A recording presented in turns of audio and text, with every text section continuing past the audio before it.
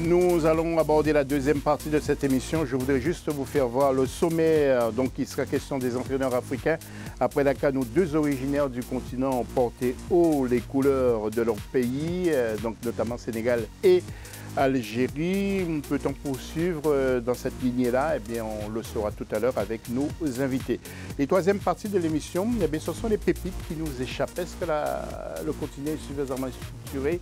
Est-ce que les pays du continent eh bien, ont tout mis en place pour essayer de le repérer au plus tôt? Eh bien, c'est la question qui reste posée avec nous. Je vous l'ai dit, vous les avez vus en première partie d'émission. Monsieur Walter Oyono, ancien joueur professionnel. Il continue d'ailleurs à jouer, Walter. Milieu de terrain, attaquant? Milieu de terrain. Milieu de terrain. Ouais, la vision du jeu de Tigana ou non? Ouais, la vision du jeu d'un milieu de terrain. Vous savez, les milieux de terrain, on est tous différents avec nos diverses qualités. Voilà. Sidi, vous, c'était quel poste? Rappelez-nous. Milieu de terrain aussi. Ancien joueur, merci, entraîneur aussi. Ancien joueur, ancien international aussi. Milieu de terrain. Ouais. Vous vous souvenez de l'Afrique du Sud? Oui, très bien. Cette finale de la CAN, avec votre pote Paul Pitt. Tu l'aimes bien, hein? Vous êtes en contact? Vous non, pas du tout. Pas du tout, on n'est pas en contact. Vous êtes fâché ou... Non, pas du tout. Ah ben d'accord. C'est fini, chacun prend sa route. Ils se font plus la bise, tout à fait. Le dossier de ce magazine après ça. José.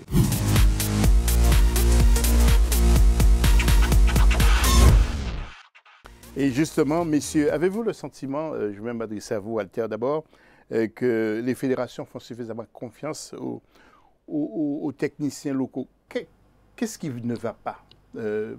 Manque de sérieux? Vous êtes mieux placé que nous parce que vous avez fait partie des sélections. Pourquoi il y a pas autant d'entraîneurs du continent à la tête, par exemple, des sélections? Alors, quelquefois, le problème résume avec la manière à laquelle on l'aborde. Est-ce que la question doit s'aborder comme ça? Est-ce que réellement, c'est les techniciens qui manquent? Est-ce que c'est un manque de confiance? Voilà, moi, je pense que c'est une question qu'il faut s'y poser. Les techniciens, je pense qu'il y en a. Peut-être pas en nombre suffisant. D'accord. On a toujours l'impression que c'est le fait de faire venir il faut le dire, hein, les Européens. Ça pose problème, qu'il y a des fils du pays qui peuvent le faire. Mais réellement, ce n'est pas que ça le problème. Le problème, c'est sommes-nous organisés, structurés, de telle sorte qu'un fils du pays ou un technicien externe puisse venir mettre sa main dans la pâte. Le problème, il est là. Nous ne sommes pas déjà organisés, nous-mêmes. Nous ne sommes pas structurés. C'est pourquoi souvent, vous remarquerez que les techniciens européens, quand ils arrivent, ils sont professionnels. Ils apportent un plus dans l'organisation, dans la gestion et dans les méthodes de travail. C'est cela un peu l'apport du technicien européen ou occidental. Il arrive parce que c'est une profession. Il arrive, c'est son travail. Or, chez nous, nous ne sommes pas encore organisés de manière professionnelle. On y revient tout à l'heure. Sidi, par exemple, est-ce que vous auriez pu être devant, vous auriez pu être entraîneur en titre? Non, le problème qui se pose... votre adjoint. Le problème qui se pose, bien sûr, pourquoi pas. Le problème qui se pose, c'est que quand l'Européen arrive, tout ce qu'il demande, on lui donne. Financièrement, et au niveau... Sur le plan national, on trouve qu'effectivement, quand il est là, il va prendre une décision, personne ne parle. Alors que si c'est un du pays, on va trouver que non, combien on peut lui donner cette telle somme d'argent, il ne faut pas... On ne met pas la personne... Or qu'on a beaucoup de techniciens en Afrique, on a beaucoup de bêtes qui peuvent relever le défi. Mais le problème, on ne les met pas dans les conditions normales. On y revient tout à l'heure parce qu'il y aura des choses... C'est ça le problème. Il y aura des choses à dire. C'est ça le problème. Je vous propose, Sidi, de regarder ce sujet, donc justement de la rédaction, à propos des entraîneurs africains, sujet bien élaboré par la rédaction d'Africa 24. Les entraîneurs locaux ont du succès dans les équipes nationales de football sur le plan continental. L'affiche Sénégal contre Maroc en finale de la Coupe d'Afrique des Nations 2019 n'était pas seulement le choc entre les équipes, mais une vitrine qui a permis d'apprécier le coaching des entraîneurs Aliou Cissé et Djamel Belmadi. En plus d'avoir remporté la Coupe d'Afrique des Nations avec les Fennecs en 2019, le sélectionneur de l'Algérie a été désigné entraîneur de l'année par la Confédération africaine de football. Vu qu'il commence à avoir des résultats, ça peut être une nouvelle mouvance. Il y a également une statistique qui dit que En Coupe du Monde, difficilement, ou alors presque jamais un entraîneur n'a gagné de Coupe du Monde avec un pays autre que sa nation. De 4 coachs d'origine africaine à la CAN 2015, leur nombre est passé à 11 à la 32e édition de la compétition en 2019. Malgré leurs résultats supérieurs à ceux des sélectionneurs étrangers, soit 16 victoires contre 15, lors des 30 dernières éditions de la CAN, les coachs africains restent minoritaires en compétition. Pour des observateurs, ils sont souvent choisis par défaut face à leurs homologues étrangers pour des équipes en perte de vitesse ou pour des équipes de second plan. Ils sont chers sur le marché et le genre humain a tendance à croire que ce qui est cher est de bonne qualité. On a pour habitude de penser que la bonne formation des entraîneurs se fait du côté de l'Europe, se fait du côté de l'étranger. De plus en plus, les fédérations africaines font confiance aux entraîneurs africains, de mieux en mieux formés et de plus en plus performants. Rappelons que le record de victoire à la CAN est détenu par le coach égyptien Hassan Sheata avec les titres de 2006, 2008 et 2010. Oui, alors Walter, il y a des entraîneurs qu'on ne connaît même pas qui vont entraîner en Afrique. On découvre leur nom lorsqu'ils sont à la tête d'une sélection. Ça paraît quand même assez curieux. Bah, écoutez, des entraîneurs européens. Oui, c'est vrai. Ça, c'est pas d'aujourd'hui. Ça a toujours été ça. On amène des entraîneurs. Parfois, c'est au gré de certaines personnes qui font des petites choses. Mais la question posée comme ça relève quoi? Ça relève qu'il y a des gens qui sont à la tête de certaines institutions ou des structures qui n'ont rien à faire là, qui n'ont rien à faire dans ces endroits-là. Parce que prendre un entraîneur d'une équipe nationale, un sélectionneur, autant pour moi, ça relève de beaucoup de compétences. Ce n'est pas juste regarder l'équipe première, c'est aussi veiller à ce qu'on ait une cohésion entre toutes les équipes nationales, c'est-à-dire les primes, les espoirs, ainsi de suite. C'est pas toujours évident. Et dans les commentaires, on entendait donc nos consultants qui disaient les gens pensent que ce qui est cher a de la qualité. Si on prend un Laurent Blanc qui va demander beaucoup d'argent pour entraîner une sélection, est-ce que ça signifie que Sidi, il va réussir systématiquement? Non, en plus, c'est comme vous dites, ces entraîneurs européens, quand ils arrivent, d'abord, il faut connaître déjà. Il n'y a pas que les Européens. Il n'y a pas que les Européens, mais la plupart du temps, c'est les Européens parce qu'ils parlent le français, ou ils sont anglophones ou francophones, ils sont plus habitués. Donc, quand ils arrivent, c'est le nom déjà, on l'a vu, on croit qu'il va réussir. Non, ce n'est pas ça le problème. Parce que dans un pays, il faut connaître aussi l'environnement. L'environnement, comment ils sont, comment ils évoluent, comment sont la population. Ce n'est pas évident.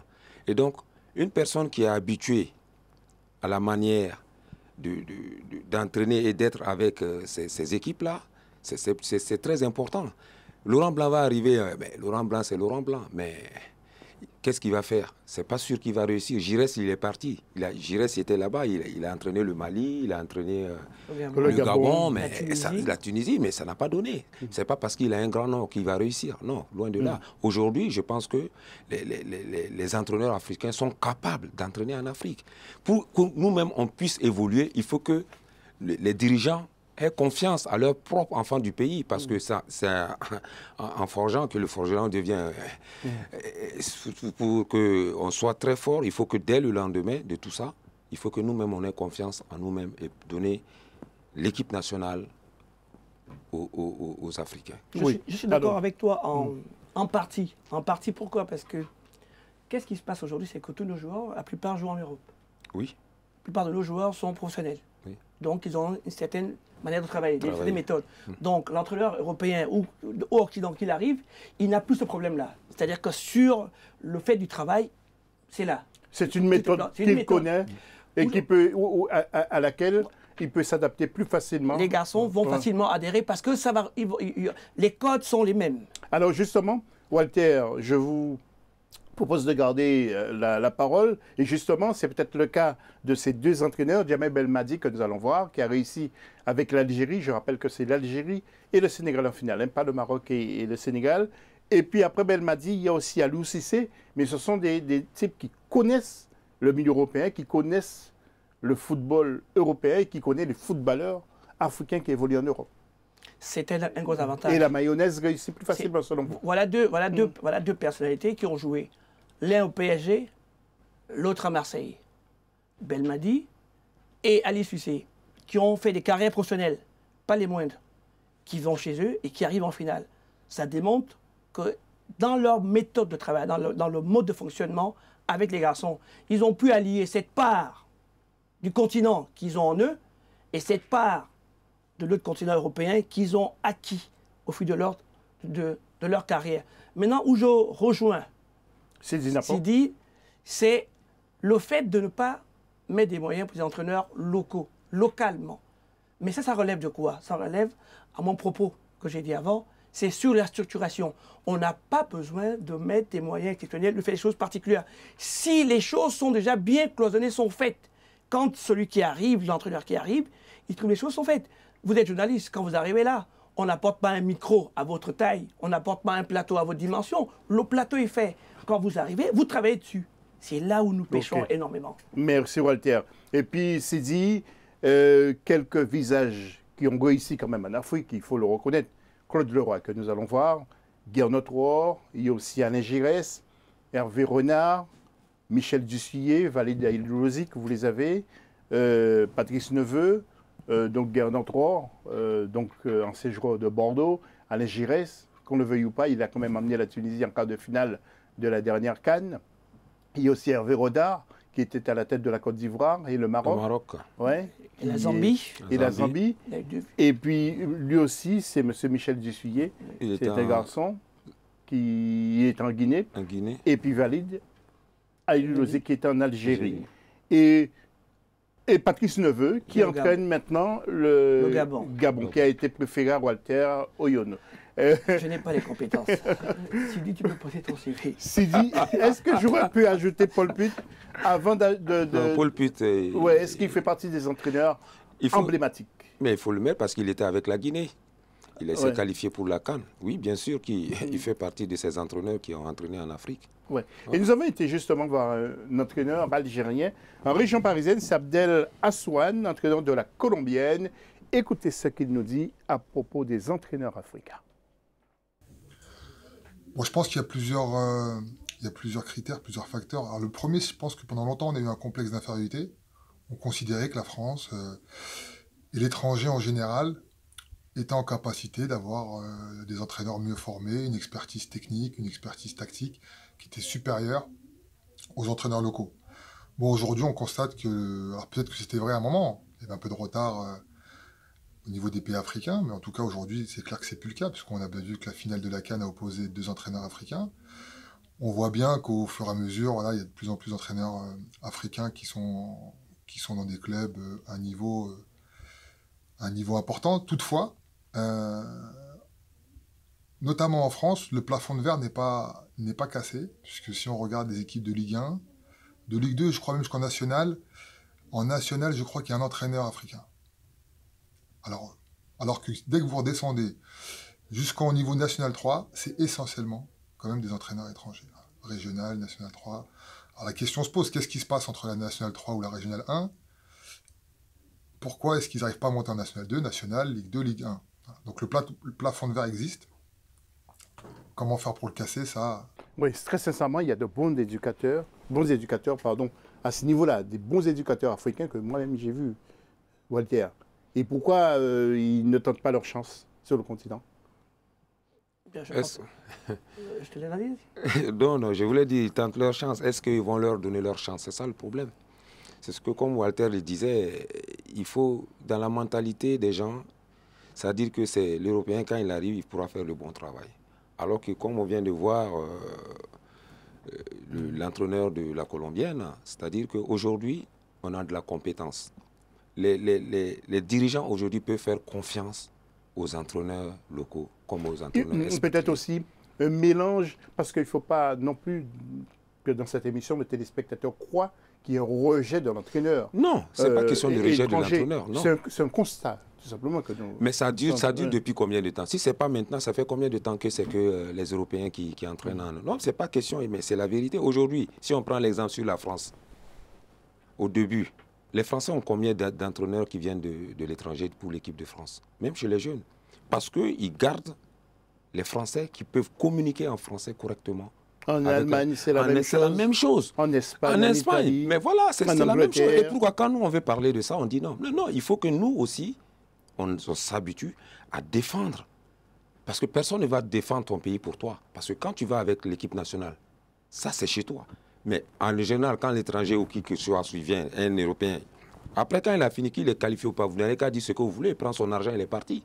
Mais messieurs, est-ce qu'aussi l'ancien footballeur pro que vous avez été, est-ce que les autres désirent devenir entraîneur aussi? Il y a ça, il y a cette question qui se pose. Un gros problème aussi se pose au niveau, un problème criard au niveau de toutes nos élites. Hein.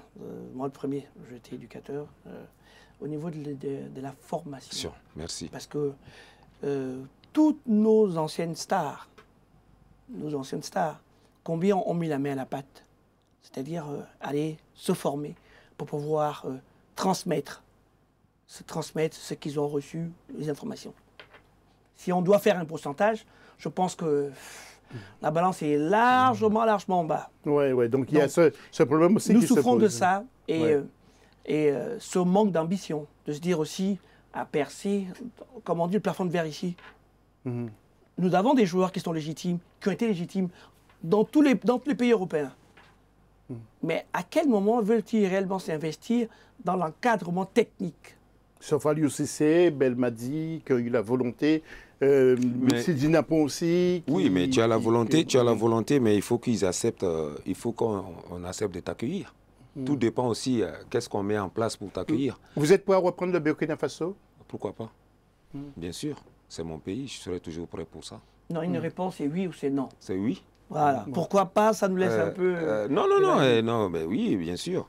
Okay. Aujourd'hui, comme le Burkina, on a changé aussi d'entraîneur. Hein. On a un entraîneur qui est là, qui est du Burkina, Kambou Malo, qui a pris l'équipe nationale. Cette fois-ci, la fédération a cru bon, après le départ de l'entraîneur portugais Paulo Duarte, ils ont pris un entraîneur burkinabé. D'accord, merci. Donc ça commence à arriver dans les mœurs et nous, on est très, très satisfaits de ce travail. Messieurs, c'est la fin de la deuxième partie de l'émission. Restez avec nous. Nous parlerons des pépites dans quelques instants après la pause.